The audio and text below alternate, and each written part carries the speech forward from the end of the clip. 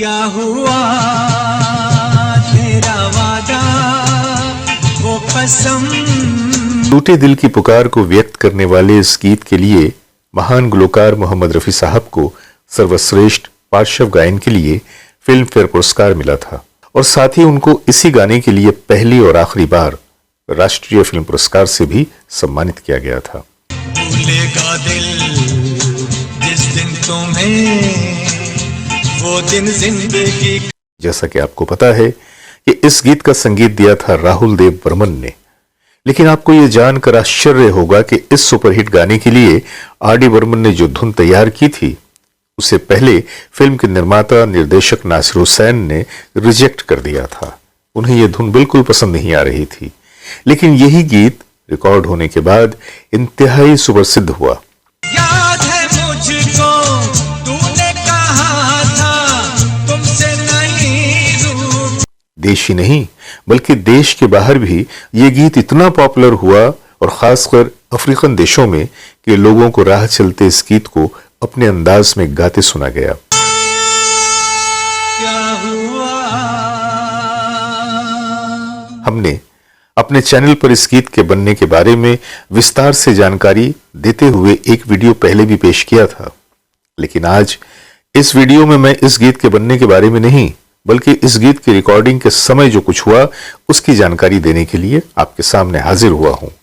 और इसे जानने के बाद मुझे यकीन है कि रफी साहब के प्रति आपकी मोहब्बत, आपकी श्रद्धा और उनके लिए आपका सम्मान और भी बढ़ जाएगा। तो आइए चलते हैं आज के वीडियो की तरफ।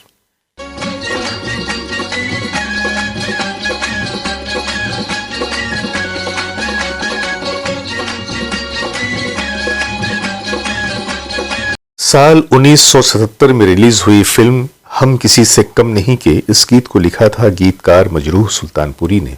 फिल्म के निर्माता और निर्देशक थे नासिर हुसैन। ये अपने जमाने की सुपरहिट फिल्म थी और इस फिल्म की कामयाबी के पीछे इसके सुपरहिट गानों का भी बहुत बड़ा योगदान था। बचना ए हसीनो लो मैं आ गया है अगर दुश्मन दुश्मन जमाना गम नहीं है। ये लड़का है अल्लाह के सारे दीवाना कितना मुश्किल है। तुम क्या जानो मोहब्बत क्या है दिल की महफिल। आपको बता दूं कि इस फिल्म को साल 1979 के फिल्म फेयर अवार्ड के लिए कई श्रेणियों में नॉमिनेट किया तो गया था, लेकिन उसे वो श्रेणी मिली कि जो थी पार्श्व गायक की, और बेहतरीन और सर्वश्रेष्ठ पार्श्व गायक की श्रेणी में मोहम्मद रफी साहब का इंतखाब किया गया था।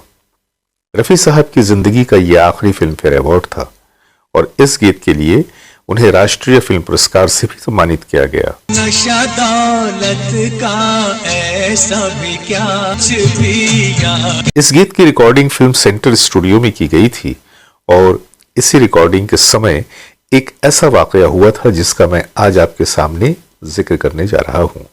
यह वाकया जुड़ा है एंटरटेनमेंट सीनियर जर्नलिस्ट चैतन्य पटेकोन के एक वाकये से। वो बताते हैं कि मेरी रिहाइश तारदेव के फेमस स्टूडियो से बहुत करीब थी, जहां मैं अक्सर सिंगर्स को आते जाते देखा करता था, और यह मेरा सौभाग्य है कि हम किसी से कम नहीं की रिकॉर्डिंग जो फिल्म सेंटर लैब्स में हो रही थी उस वक्त मैं वहीं मौजूद था।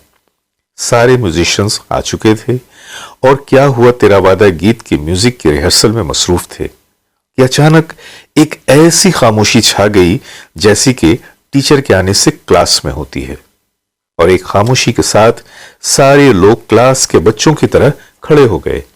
मैं भी खड़ा हो गया। मैं खड़ा तो हो गया पर मेरी समझ में नहीं आया कि क्या हुआ।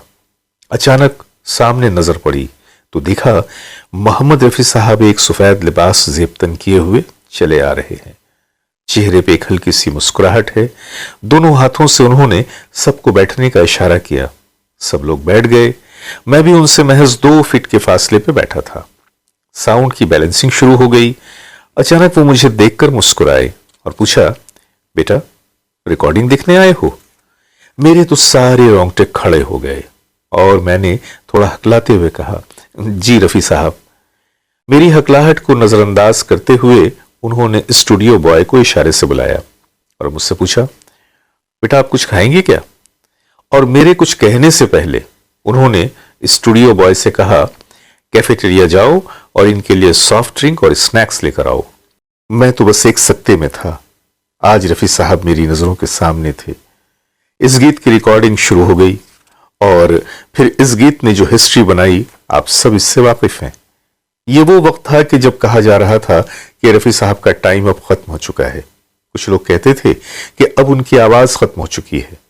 इस तरह की वाहियात बातें कहने वालों के मुंह पे ये गीत एक तमाचा है, जिसने देश ही नहीं बल्कि विदेश में भी कामयाबी के झंडे गाड़ दिए और फिल्म फेयर अवार्ड और नेशनल फिल्म अवार्ड पाकर लोगों की जुबानें बंद कर दी। और कहने वाले मुझको फरेबी, कौन फरेबी। तो दोस्तों, आज का ये वीडियो आप लोगों को कैसा लगा और आप क्या सोचते हैं इस वीडियो के बारे में, हमें जरूर बताएं और हमें अपनी मोहब्बतों से नवाजते रहें। अब अपने दोस्त जावेद नसीम को इजाजत दीजिए, बहुत सारी मोहब्बतों के साथ। नमस्कार।